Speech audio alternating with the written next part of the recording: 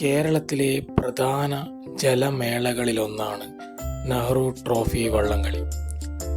ആലപ്പുഴ ജില്ലയിലെ പുന്നമടക്കായലിൽ വർഷത്തിലൊരിക്കൽ നടത്തപ്പെടുന്ന ഈ ജലോത്സവം വളരെയധികം വിനോദസഞ്ചാരികളെയും തദ്ദേശീയരെയും ആകർഷിക്കാറുണ്ട്.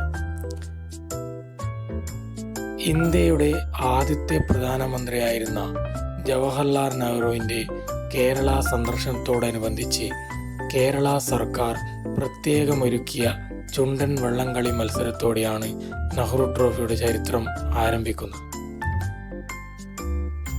1952 ഡിസംബർ 27 ആലപ്പുഴ ജില്ലയിലെ പുന്നമടക്കായലിലാണ് മത്സരം അരങ്ങേറിയത്.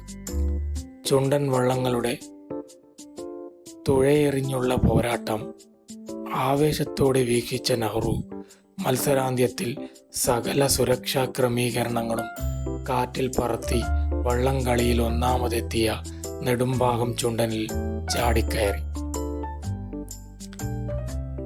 നെഹ്റുവിൻ്റെ ഈ ആഹ്ലാദ പ്രകടനം അംഗീകാരമായി കരുതിയ വള്ളംകളി പ്രേമികൾ അദ്ദേഹത്തെ ചുണ്ടൻ വള്ളങ്ങളുടെ അകമ്പടിയോടെ കൊച്ചി വരെ എത്തിച്ചു.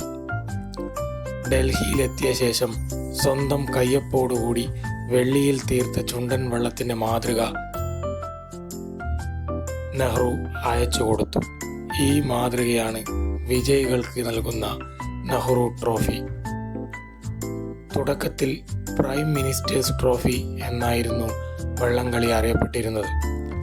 1969 ജൂൺ 1 ചേർന്ന വള്ളംകളി സമിതി നെഹ്റുവിനോടുള്ള ആദരവ് സൂചകമായി കപ്പിൻ്റെ പേര് നെഹ്റു ട്രോഫി വള്ളംകളി എന്നാക്കി മാറ്റി.